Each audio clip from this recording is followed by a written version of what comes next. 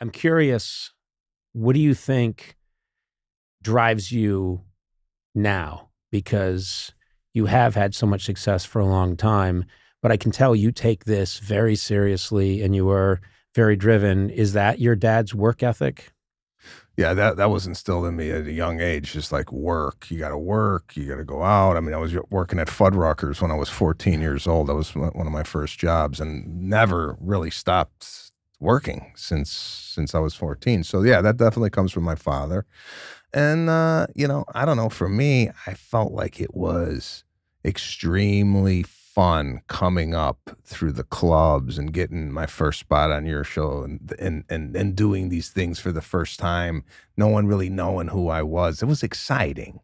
Now it's a little, the pressure is a little bit higher to, kind of maintain the standard, Right. Keep the jokes as good as they were. That's the whole thing. It's like, I did a comedy special that came out on Netflix this year, and I got kind of like people like, it's not as good as your or it's not as good as this, or not as good as that. So that never really happened to me before. Mm-hmm. And not that I'm sitting there looking at, what people are saying, but if you got to be a fool not to like put your ear to the ground and go, is this hitting with people? I mean, are people kind of getting this? And I'm trying something different.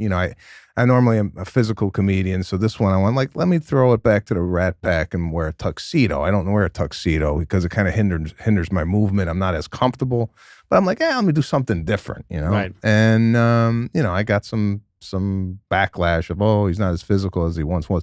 I'm 50. No sympathy in this room. We all fought in the Korean War. Everyone in this room. I died in the Korean War. Yeah.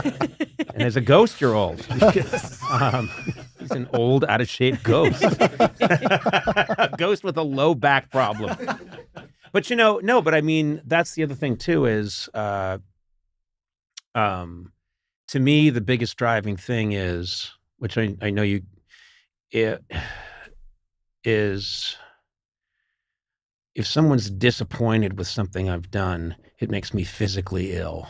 Like if they're disappointed in my comedic attempt, or if they're disappointed, it makes me so upset that I work hard to try and make sure that doesn't happen. Yeah. Now it can still happen, but it's that fear of failure which doesn't diminish. You'd think it would diminish, and it doesn't. And if I'm someplace and it's a small group and I'm supposed to go up and give a toast or something, I get anxious. And if I feel like the toast wasn't good enough, and people are like, what are you talking about, a toast? It's, what are you worried about that for?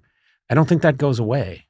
No, that's with you. I could relate to that. My kid just had a birthday party, and I got on the microphone to kind of like, because we were going to play these games, these old school games at my kid's birthday party. So I got on the microphone, hey, everybody, we're going to do this. And I got off, and I go, oh, my God. I just felt like I let him down, like professional comedian. And it wasn't as good as last year's kid's birthday party. All you're doing is saying the pin, the tail, and the donkey's over here on the right, and the dunking board is over there, and the bouncy castle, that's all you're there to do.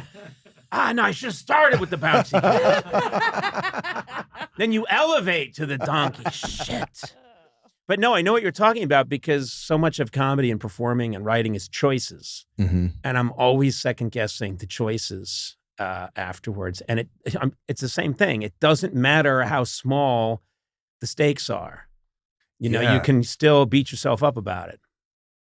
Absolutely. And now that we're talking about this happened last week. My daughter's birthday, and my wife and I went into, I guess, the parents read to the class on the day of the birthday of the kid. So we walk in, and we had our daughter's favorite book, and the plan was my wife was going to read half of it, and I was going to read half of it. So my wife starts to read the book, and she's burning through the book.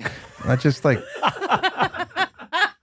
and I'm looking at this as as kids, and I go, give me the book. And I've never read to kids before. This is a group of 6-year-olds. I've never read to them before. I started getting into the book, and then I started like incorporating the kids and doing my own lines from the book. We hate Veronica, don't we? Yeah.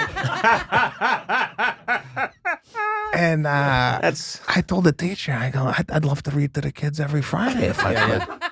Could I be a TA? Yeah. But I just think it's innate. It's in us to, if we get a group of people, I think it's innate for us to not disappoint. This is a true story. Yeah. It's so funny you bring that up. We're gonna have to hang out and get wine. I'm sorry, because there's too much common ground here. But when my daughter was younger, it was read to the kids day, and I went over, and this was to the school. You remember this? And I went over there, and I had a story to read. And the story, I remembered looking at it. It's only like 9 pages long because the kids are little. And I was like, there's not much to work with here. I remember thinking that, like flipping through it, like all I've got is 9 pages. So I go to sit down, and they go, okay, now, Nev's dad, Mr. O'Brien. And I sit down, and I notice that there's this like stuffed dragon right behind me whose face is kind of looking at me. So I kept doing these physical takes before I even read the book. I was like, well, kids, nice to see you. And, oh, God, oh. And the kids started laughing really hard. So I kept doing all this shtick with the dragon, and it was doing really well. And the teacher came up. The teacher came up, I'll never forget, and she put her hand on my shoulder and said, you just read the book.